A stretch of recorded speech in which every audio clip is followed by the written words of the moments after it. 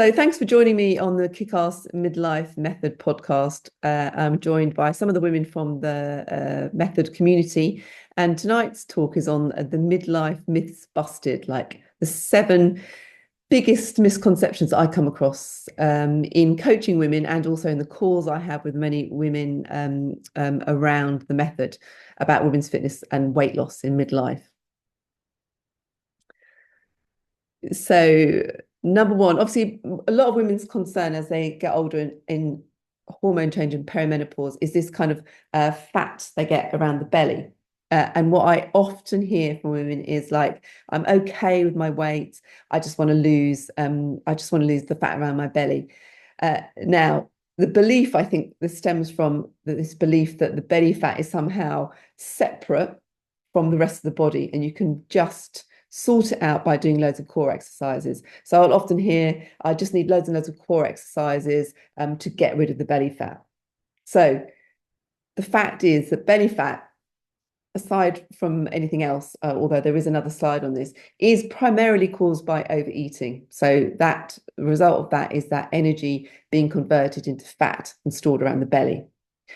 You can't spot reduce, which I'm sure you've all heard before. But most importantly, that kind of connection between thinking about exercise. And obviously, I totally understand where this comes from because you see on Instagram, you see in women's magazines for years and years, core exercises, tummy exercises to help burn fat. We've seen it on magazine covers everywhere. It's not that burns fat.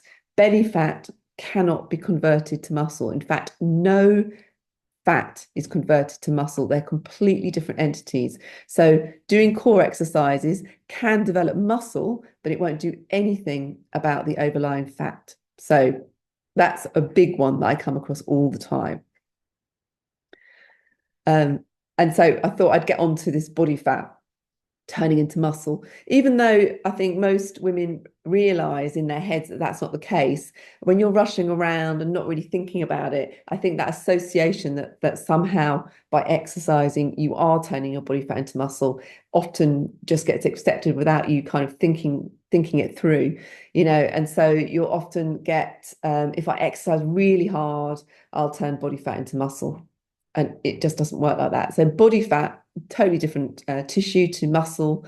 And so the body fat, what happens with a body fat cell is that as you store energy, these body fat cells are like balloons. So as you don't use the energy, your balloon grows out, the fat cell gets bigger and bigger like a balloon. So when you lose fat, the balloon starts shrinking, shrivels up and shrinks, but it doesn't go away. So you always have these fat cells. They are just waiting for stored energy. That's what fat cells do. They store energy. So it's a completely different thing. When you burn body fat, you're not actually getting rid of the body fat cell. The cell will always stay there, but you burn the body fat through eating less so that you're having to therefore use the energy from body fat. It's not that you exercise and turn that fat into muscle. Different thing.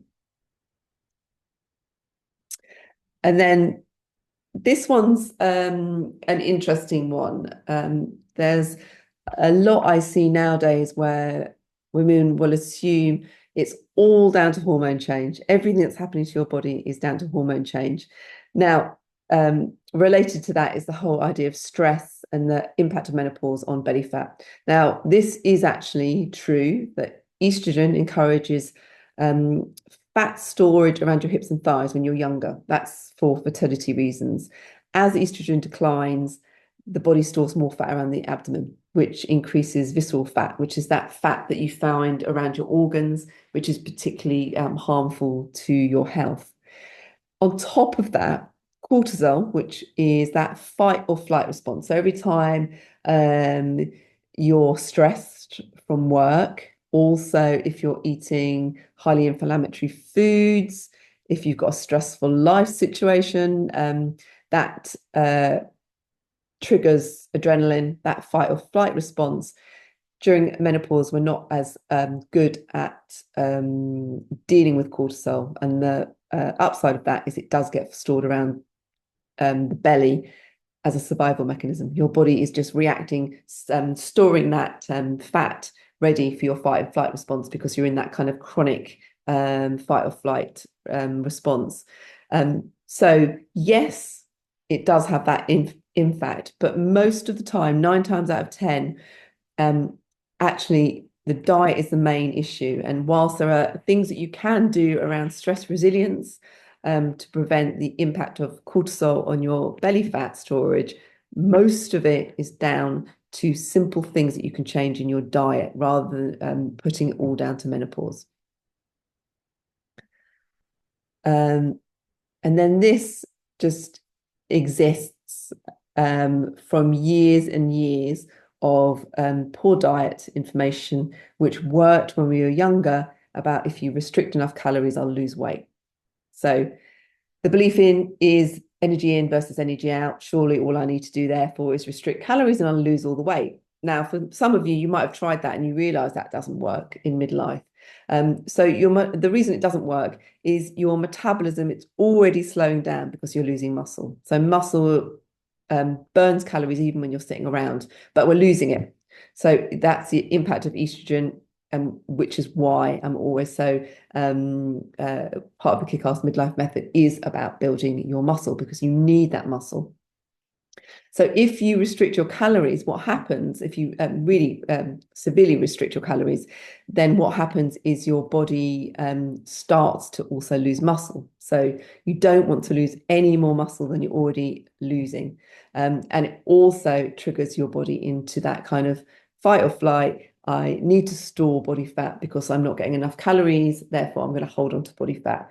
So it really, really messes with your metabolism and also has an impact on your muscle. So you do not want to kind of undereat for what your aims are. And then I should avoid lifting heavier weights because it'll injure me or hurt my back. Now, I totally understand where women are coming from when it comes to this. I have a bad back.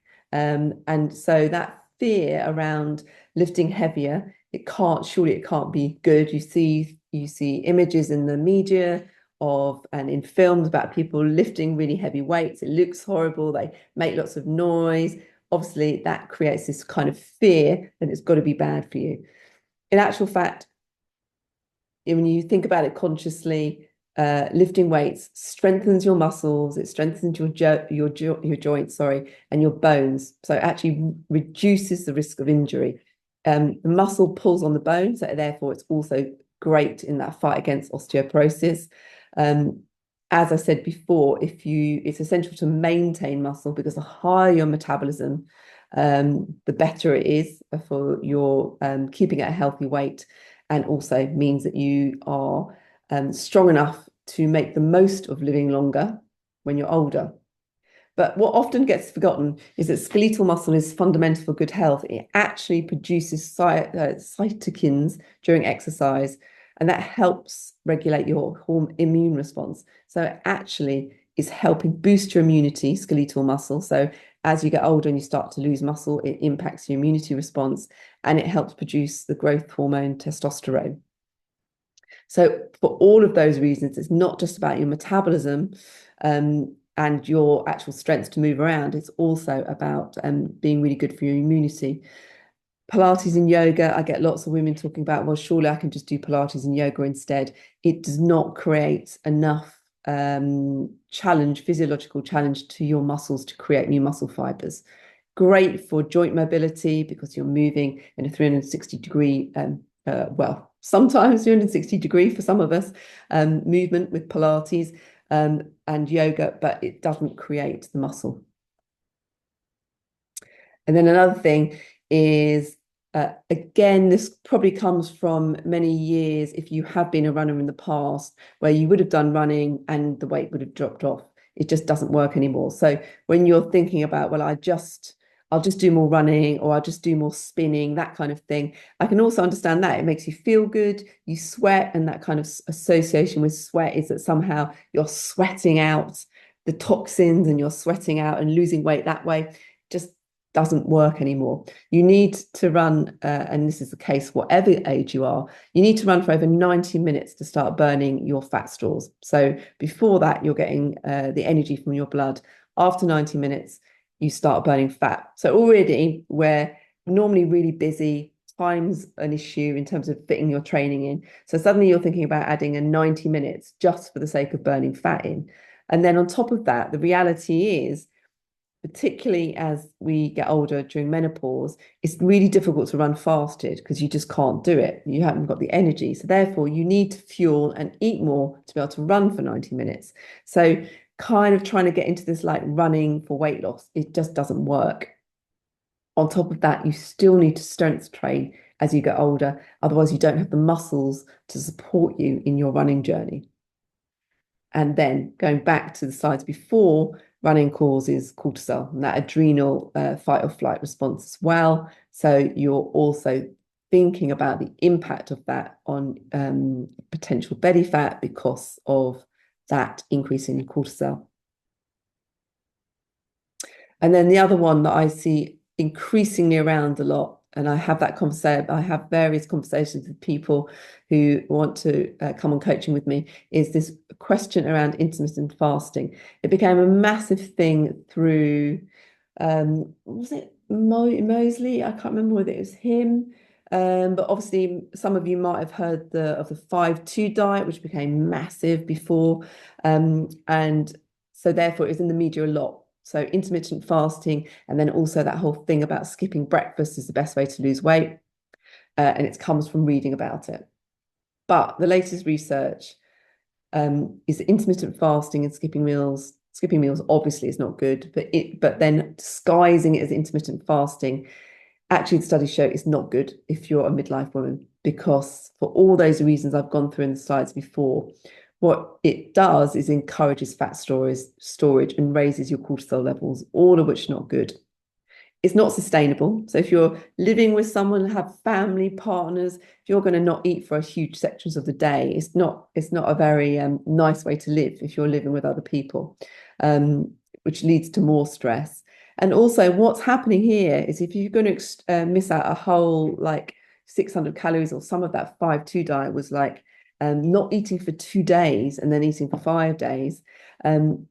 As I said before, all that does is it means that you start losing muscle. So yeah, you might see the weight, the scales go down, but you're getting more losing your muscle, slowing your metabolism down, and then that leads to more yo-yo weight gain up and down because you're lost your muscle mass. And then we talk a lot in the Kickass Midlife Method about protein. And I think sometimes people can start thinking that actually there's something magical about protein. And the reason everyone's talking about protein, it has some magic switch for your metabolism. It's really important to understand that protein is just one of 3 very important macronutrients, all of which are essential to your diet. So more protein doesn't equal success. So when I'm talking about in the Kickass Midlife Method, and I really wanted to bring this up at the moment, particularly for you guys in the community who are doing a challenge at the moment, is to not think of the Kickass Midlife Method as protein focused. It's attention to protein. The difference being is that the nutrition is not all about focusing on protein, as that's the most important thing. It's more from the perspective of 99% of women are not eating enough protein for a healthy diet. So we're not adding more protein, we're actually getting you back to the levels of protein that you should all actually be eating for a healthy diet. So obviously protein has loads of benefits, which I've talked about before. It's the only way your muscles can repair themselves. So obviously when you're doing exercise, if you don't back it up with sufficient protein, then you're undermining the exercise because you are not giving your muscles the ability to recreate new muscle fibers. So there's that. It does keep you fuller for longer because it takes longer to digest. So in terms of ensuring you're not kind of overeating, then having that good balance of protein helps with all of that. But it's about eating a balanced diet of whole foods, protein, fibers, whole grains, green leafy vegetables, which are actually also known as slow release carbohydrates, and healthy fats. So just really important not to suddenly think protein is this magic answer. It is one of three macronutrients which are really important, and not to let any of those three macronutrients like disappear from your diet.